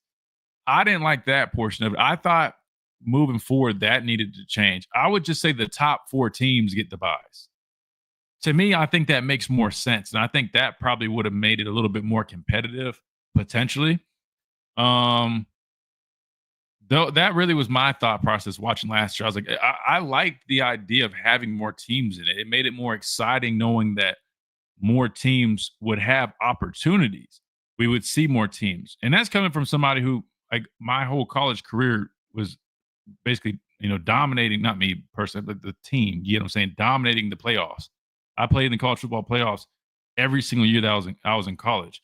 2014, the very first year that it was enacted, I was in it. We did lose in the first round to Ohio State, but I went on to play in 4 more straight college football playoff games, winning the next. We won the national championship the next one, lost the national championship the next one, won the national championship the next one, and then lost. I literally played the craziest thing, Chase, played in 4 straight national championship games. Talk about a blessing. Shout out to Coach Saban and all my teammates that made that possible. That was incredible. But what I'm getting at is, like, the 14 playoff system, like, obviously I was cool with it because we were solid with it. But I think it's cool to have more teams get opportunities. Plus, it kind of takes a little bit of pressure off of, all right, like, if you're a fan of a team and y'all lose like one game, like, I'm talking about from the fan perspective. Don't even get me started on the team perspective. I mean, you talk about pressure. You drop one game. Back when there was only a 14 playoff, a lot of teams would be like, oh, man, we lost. Then you get that second loss. It's like, oh, everything's a waste now. I feel like now with the 12-team system, it keeps things a lot more competitive throughout the entire course of the year. Now, did we see a clear because a lot of people are thinking, oh, well, this would help clear up all those arguments and conundrums that had come up with the 4-team playoff about teams trying to get in. It didn't do that because, if anything, what happened was what some people thought would happen. It shifted those issues from, the 3 and 4 spots in the 4-team playoff to the 10, 11, 12 spots in the 12-team. That being said, so that was my thoughts on it. Now, in terms of expanding to 16, actually, before we do that, let's look at some of these responses that we've got here on our YouTube chat. There was one question about, will the number of regular seasons be reduced in the 16? We'll get to that here when we hit the details of that. Dr. Crystal, who's in the chat, longtime listener, says the number of teams is fine with me. Just go back to the BCS to pick the teams. Oh yeah, and please do let us know if you're in town. We'd love to catch up, Dr. Crystal. That's a good point. A lot of people were kind of, that was a whole issue in itself, Chase. The whole, and that needs to be addressed. And I have to read further into this and see if this is part of it. But that was another issue that I had, Chase, was the whole, okay, are we going to punish the teams that are playing an extra game for a championship, right? So I'm referring to like the teams that make a conference championship game. if they lose, should they be punished for losing that game, or should that game, you get what I'm saying? Should that count versus a team that's not playing in that game, that's sitting at home? You see what I'm saying? Like that was an issue. For example, like SMU, they lose to Clemson. Everybody's like, oh, well, they played a good game against Clemson, but you know what I'm saying? But they lost. But it was tough because you got a team like Alabama who wasn't in a conference championship game. So it's like, how do you go about that? That also needs to be cleaned up moving forward, in my opinion, as well. See what else we got. Sorry, there's a lot of responses here, so I'm just trying to see what we got. Sorry, it might be kind of hard to read all that right here. I'll get that when we go to the break. Moving on to the 16-team playoff that is gaining steam. So I know you guys are curious. So this is what it would look like. And I'll pull it up on the YouTube here in a second. I'm going to read off my phone first. So a potential 16-team college football playoff bracket is growing, is gaining some steam and growing support with the Big Ten and SEC after having an in-person meeting. And this is according to Ross Dellinger of Yahoo Sports. It's pretty reputable, I would say. So Power Conference commissioners met Thursday in New York, and future college football playoff formats were a part of the discussion. The 16-team bracket would include 4 automatic bids for each of the SEC and Big Ten. So that's important to think about.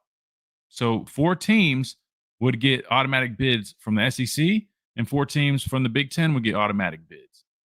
It goes on to say the ACC and Big 12 would get 2 spots each, while the group of 6 would get 1. There would also be 3 at-large spots. So it's kind of interesting to think about. I'm curious what you guys think about that as well. So, I mean, obviously as Alabama fans, as SEC fans, works out pretty dang good for us. I mean, because you've got 4 teams that get those slots. I'd argue that, I mean, if you're Alabama, you feel pretty good, year in and year out about getting a slot there. In addition, interleague play-in games could also be in the cards at the end of the year. That would put the 3rd place team in a conference against the 6th place team, as well as the 4th place team against the 5th place team. So some really interesting stuff. And again, this isn't set in stone, but it's gaining some traction. So we could end up seeing this happen. ESPN's Pete Demel also reported the focus is on a 16-team college football playoff, which will begin in 2026, so just next year. That's when the current agreement with ESPN ends, although an extension will also kick in at the end of the deal. So he's also reporting that the 16-team model is really becoming more preferred. So it sounds like everybody's kind of leaning that way. I think it's probably more so just sorting out how they go about it. I see Jeremy saying money, money, money. Yeah, I mean, they're definitely going to be getting paid more. It's kind of crazy. The conversation went from, but what about the health of the players? You don't want them having too many games. And it's like, I don't even see anybody bring that up anymore. I guess they're like, well, these guys are getting paid now, so they're professionals. They got to earn it. And I'm not gonna lie, even as a former athlete, man, I believe that somewhat of that is true. I mean, if you're being compensated, man, you don't have as much room to kind of say, well, obviously you still do have room to argue player health and safety. Don't get me wrong there. But they have a little bit more, I guess, leverage when you are receiving compensation to the extent that guys are receiving. So, again, no decisions were made Thursday, but one could come in the next couple of months. Both the Big Ten and SEC, which play central roles in deciding the college football playoffs future, obviously, those 2 major conferences, hold their annual spring meetings this month. Potential college football playoff changes are also expected to impact the SEC's conversation about a possible 9-game schedule, which is also set to be discussed in Destin. So we got to hit a timeout. I want you guys to think about that. How does that sound to you guys? A 16-team playoff. Again, 4 SEC teams get a bid, 4 Big Ten teams get a bid. So we know there'll be some solid teams. I mean, just think about it for a second. Last year, you had some good teams in the SEC that didn't quite make it. I mean, imagine how entertaining it would have been if we did see a red-hot South Carolina team, an Alabama team that did have its ebbs and flows, but knew that they had a lot of talent on that roster and was capable of doing some good stuff. They made a playoff appearance. Ole Miss, right? You had 3 SEC teams left out last year. This 16-team playoff would have opened the door for at least a couple of those teams to probably see themselves in there. So think about that. We're going to take a time out. We come back, we respond to it right here on the Miller's Edge, Tide 100.9, 1230, WTBC.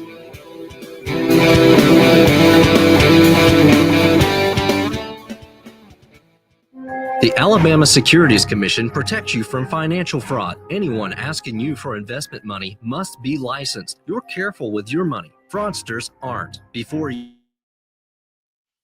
All right. Sorry, guys. Let's see what you guys had to say. Sorry, I was trying to read it while we were live on air, but I was like, oh, man, it's kind of hard to kind of sort them out. Let's see. Some of them, college ball is all the ball to see, so I don't know. Maybe some of them would like it. Let's see. Folks wanted Notre Dame so bad to win, but we all knew the normal routine for Notre Dame in that. Yeah, I mean, Notre Dame was a solid team, but I remember my dad came on here. He still wasn't sold on them. But they're a solid team, man. But you just can't deny Ohio State was just a really talented football team, man. It makes sense. Matter of fact, there was reports. I should have brought this up. I'll bring it up here in a second. There was reports that who was it? Some team was spending up like $35 million on their roster. Like, I wish I'm kidding. I mean, I wish I was kidding. I mean, somebody reported that. I can't remember what team it was. I was like, you got to be kidding me. Let's see.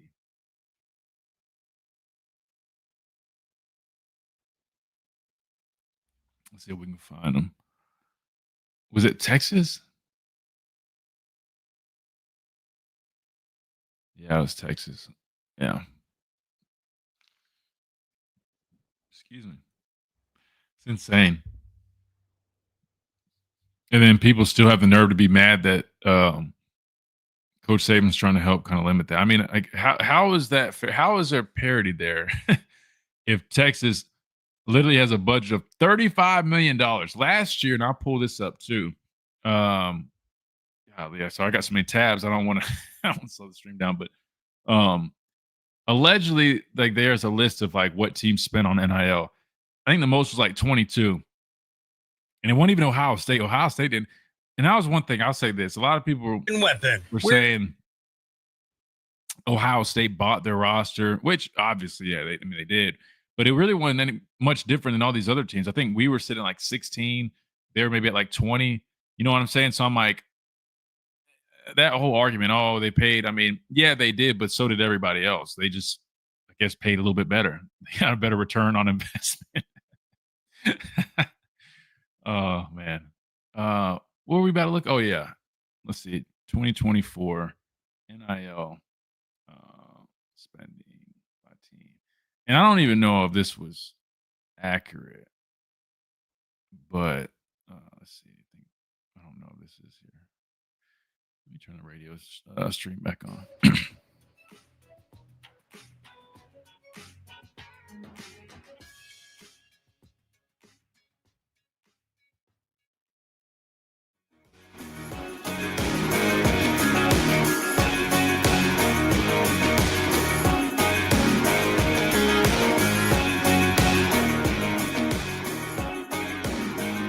And welcome back into this free-for-all Friday edition of the Miller's Edge, Tide 100.9, 1230 WTBC.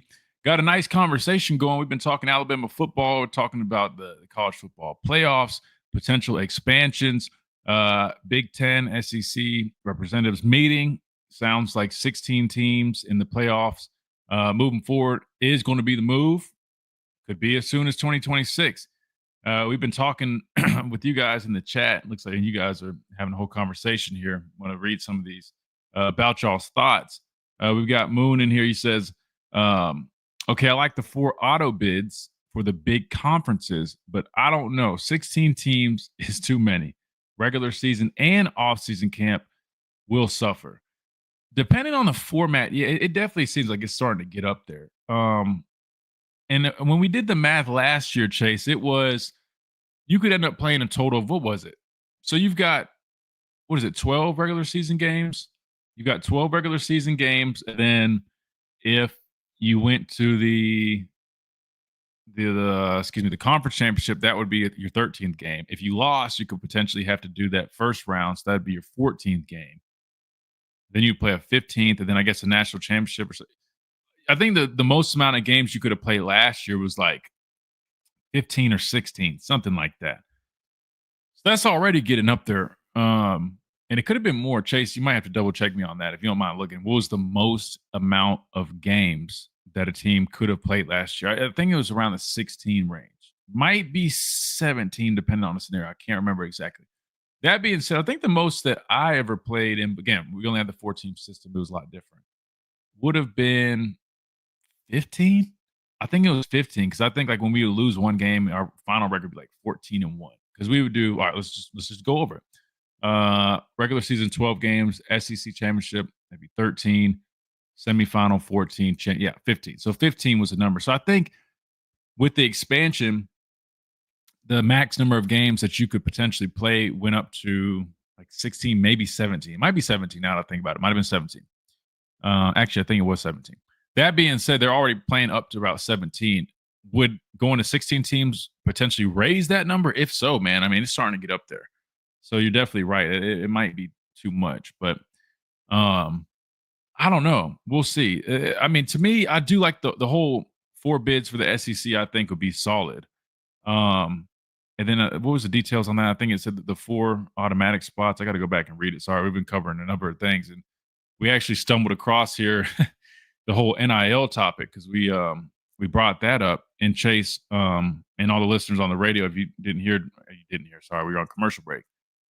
There was a report, and I don't know if you guys saw this. I know I'm jumping around, but I feel like this is definitely worthy to kind of divert here for a second because we're talking about college football changes and all this stuff. I don't know if everybody else saw this, but allegedly Texas was reported to having a budget for this upcoming season between $35 and $40 million. $35 and $40 million allegedly their budget. Now, I want to make sure like I'm not tripping. And this says NIL budget. So I'm assuming that covers more than just football. I'm honestly not sure. It has to cover more than just football. It has to. It says NIL budget. To me, that's just insane. And to think that people were complaining about the $20 million from Ohio State allegedly, I'm looking at this list right here. And the top NIL funds from last season consisted of Texas at number 1 at $22.3 million. Ohio State at $20.3 million. So a whole $2 million less than Texas. 3 was Georgia, 18.3. And I don't even know how accurate these are. Clemson, number 4, 15.3. Penn State, 13. I feel like we got to be a little bit higher than that, but maybe not. I mean, they don't even have us on this list from what I see. Wow. Yeah, teams not listed on here. Yeah, I mean, they don't. So I don't know the accuracy of that report. But to me, I mean, if you're talking about numbers just getting high like that, I mean, I don't see how Coach Saban, stepping in. I don't see how that's a problem. Clearly, there's a problem that needs to be addressed. Chase, I mean, when you hear that number, $35 to $40 million from Texas, man, do you feel like we're getting to a point where like something needs to like stop this now? I mean, let me clarify this real quick. Longhorns roster currently costs somewhere around costs somewhere between $35 and $40 million. That includes money from the revenue sharing allotment that is expected to be around $20.5 million payouts from the school's official collective. So Chase, I think they're referring to literally the football itself. That is insane. Chase, what do you think about that, man? So $20 million. Now, to be fair, they're including the allotment of the 20.5. But see, so this is why you got to be careful with reports. That 20.5 is supposed to be dispersed amongst all student athletes. So that would be like them delegating the whole $20.5 million that is an allotment from like the TV deals or whatever, like that revenue sharing thing, and basically dedicating it all to football. I don't think that's right. But if it is the case, Chase, do you think we need to start sounding the alarms when you're seeing reports that Texas has a budget of $35 to $40 million? If there is not going to be a cap of how much Texas can bring in, they're going to be in their own conference by themselves. I don't think maybe like I don't know, Christian. That's a lot of money for a football team, not just the athletics as a whole, because you got softball doing good right now, baseball, their swimming team, I heard, won a championship. So we're not even counting those teams in particular. So if I don't know, let's just say a random team, like I'll use my team, say like Mississippi State. I'm wiping my tears right now because you're already struggling with trying to keep players because they want to get paid. So when they see that Texas is throwing $35 to $40 million for the roster alone, I'm dipping the next day. Dude, I don't. There's just no way. There's no way. And by the way, Southern Red says she agrees with you, Chase. There's no way that we're going to be allowing this. I mean, like, in my opinion, if we're doing the $20.5 million allotment, to me, again, I'm not saying like, oh, they don't deserve any more. I'm just saying, like, dude, $20.5 million. I know it's dispersed amongst all athletics, but let's start there. And then, to me, you just need to say, all right, in terms of actual NIL deals, the problem is all this stuff just gets lumped together. It's entirely different. But like the NIL collective deals, I think there needs to be some type of cap on, because there's already a cap on the 20.5 is capped. That's the most teams can allot to their student athletes from that. I think you need to go ahead and just say in terms of NIL. The problem is, Chase, you can't deny if someone has a true market value of something, you can't deny that. And that's where it gets muddy. For example, like Bryce Young, he comes back to school, he won that Heisman Trophy. His value is going to be high. I mean, it's going to be in the millions, right? Because he's doing the Dr. Pepper. He's doing the Nissan commercial. He's doing the Beats by Dre. He's going to be making some serious money off of true NIL outside of a collective.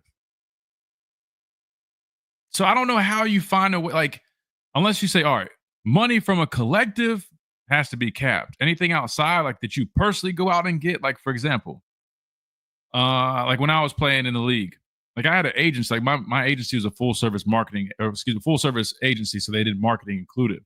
They would go out and get me marketing deals, whether it was Built Athletics, whether it was, I was a Nike athlete, right? Whatever the case might be.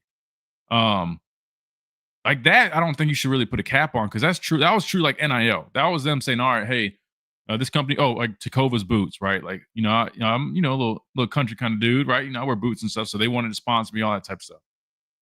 No need to put a cap on that. But the collective, that's what needs to be capped. I can't, to me, it's the craziest thing that we went from in just, all right, it's 2025 NIL.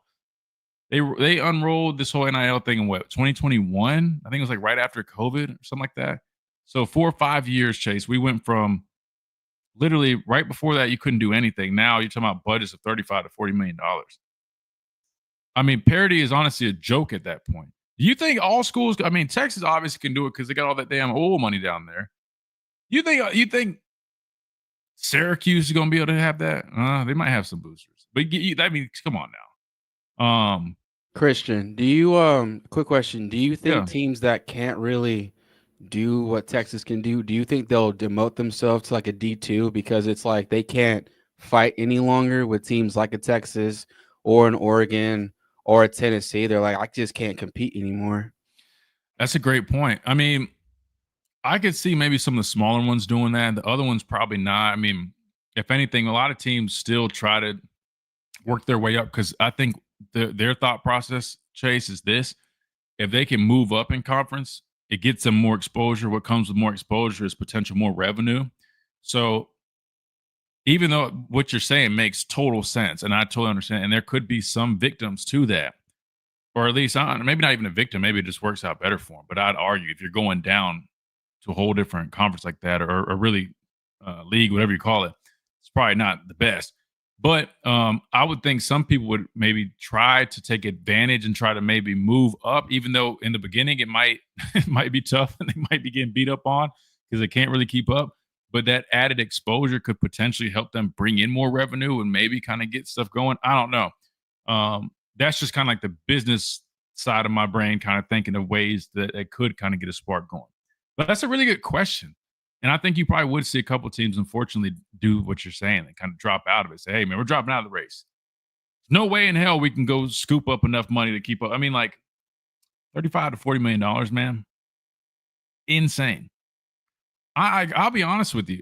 I'm just trying to do the math because I know like average values for a lot of guys. I don't even know. I mean, like if you're spending that much, Chase, let's just do this real quick. Man, we got to hit a break. I'll do it when we come back. But just to put this food for thought, I guess. You've got, I don't even know that they've changed I mean, not only has NIL changed, but even like the scholarship numbers, that's all changed. Everything's changed. But let's just say you've got 22 guys, right? 11 starters on offense, 11 starters on defense. 2 deep puts you at like 44. So let's just say you got 50 guys. Chase, a $40 million budget? Bro, those guys are I would say the average right now in college football that a guy like actually might make at a big university was probably like 6-figure range, but like, and I'm talking about like major universities. Like I would argue probably like one, like on average, if you take the guys that make the most and the guys that literally just make the bare minimum, I would probably say like low hundreds on average. Again, on average. But if you're talking about a budget that big and you're dispersing it amongst your top 40, 50 players, Chase, these guys honestly are going to be making more than they would be making the NFL, man.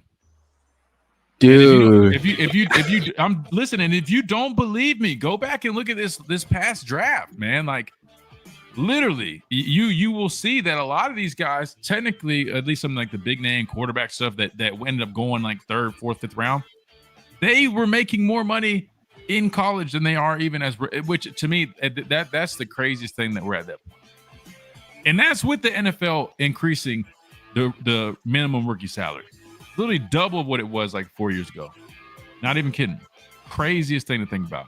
We got to hit a timeout. We come back. We wrap things up on this Free For All Friday edition of the Miller's Edge. Tide 100.9, 1230 WTBC, presented by the Good Feet Store, America's art support experts. Quick timeout. We'll be right back.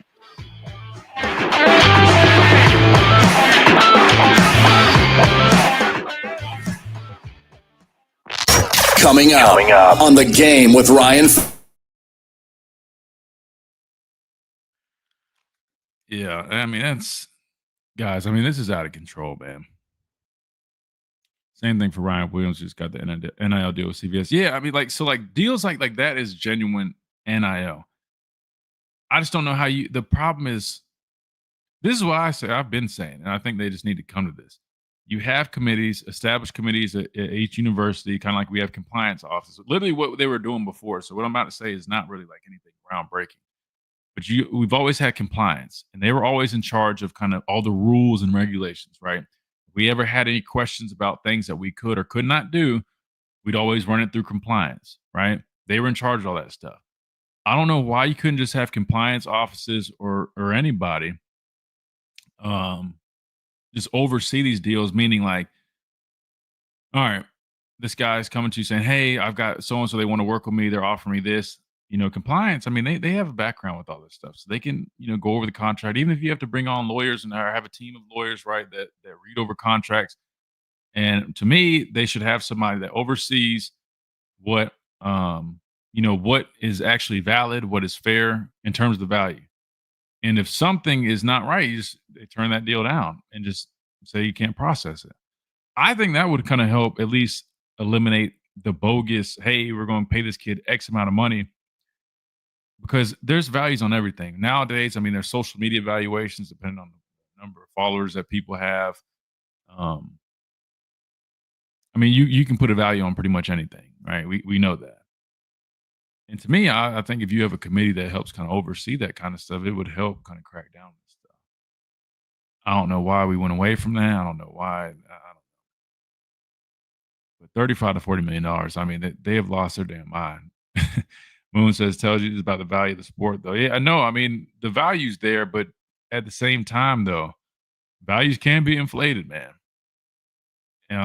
And the only reason I say that is, I mean, like $35 to $40 million from Texas. I mean, one could argue that, another team has a better roster and they paid half the price, depending on who that is, I mean, if you just go back and look at the list, I mean, there's some teams that spent $6, $7, $8 million less than some of those top teams, and they finished better than that. Not that the record says everything, but even if you just go off of recruiting classes and all that, so I'd argue that if you spend the most money, you should have the highest recruiting class. That's what this whole thing, man. It's a lot. It's hard to keep up. Hard to keep up with so much of it. Social media pages. That's why Carson Beck made that boss move. I will say this. I mean, football is not forever, especially, playing at the next level. And if you do have an opportunity to stay in college and make that type of money, if these guys really understood, the importance of investing, I mean, if you got a bag like Carson Beck gets and he manages money his money the right way, it wouldn't really matter what he did in the NFL.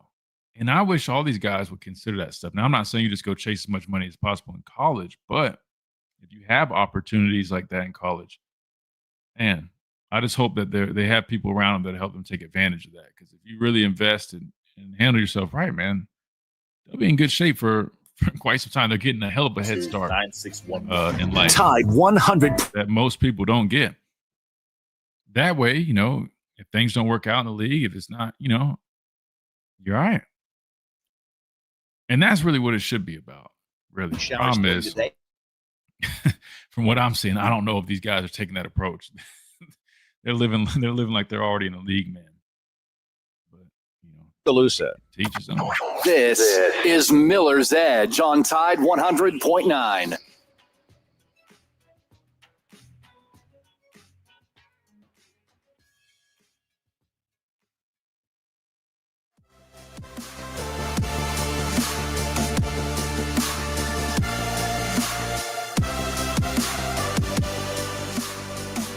And welcome back into this free-for-all Friday edition of the Miller's Edge, Tide 100.9, 1230.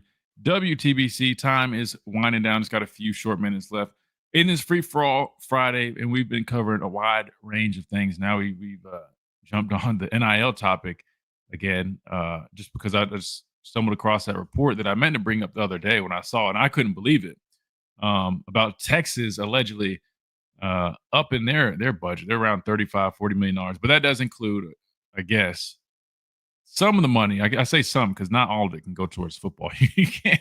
I don't care how much a school loves football. You can't just sit there and say, "All right, we're going to take all this $20.5 million that's supposed to be dispersed amongst all our student athletes." Get it? I can't do that. As much as some of these coaches and athletic directors probably want to do that, you can't do that because you also got a thing called Title IX, which wouldn't allow that. Chase, I think you said we had a little app message or some type of message that you had got earlier on in the show. I wanted to go back and pay that a visit. I forgot to hit that when we had a second. So we got a couple minutes left. You still have that question? Yeah, most definitely. One of our callers, Robbie Glenn, wanted to ask about the Mbakwe conversation earlier.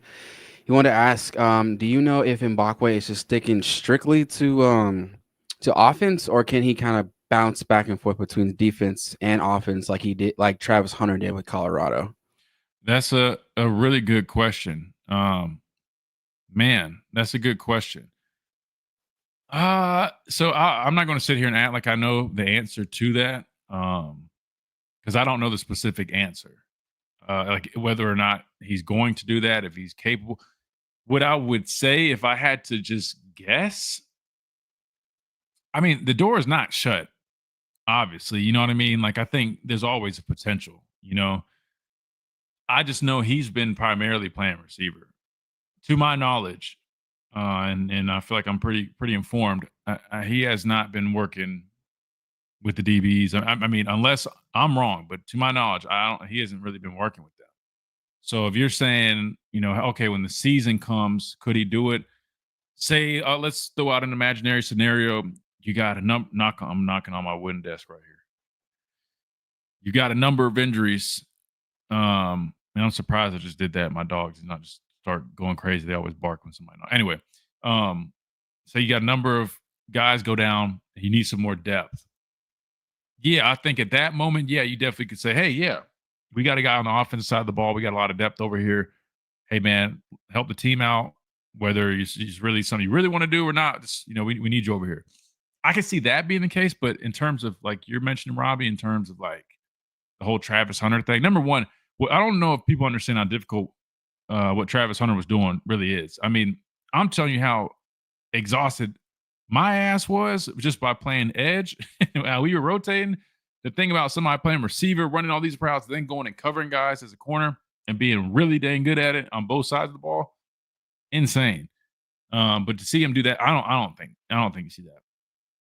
I'll be honest with you. I think we've got so much depth on our team at both of those positions. Number one, there's not even a need for it. It really would just be almost like trying to give this guy a Heisman campaign. Colorado, they didn't really have those guys. They didn't have hardly any DBs. They had Jimmy Horn. They had some decent guys at receiver, but you get what I'm saying. Like they didn't have the weapons or the players or the talent that we have.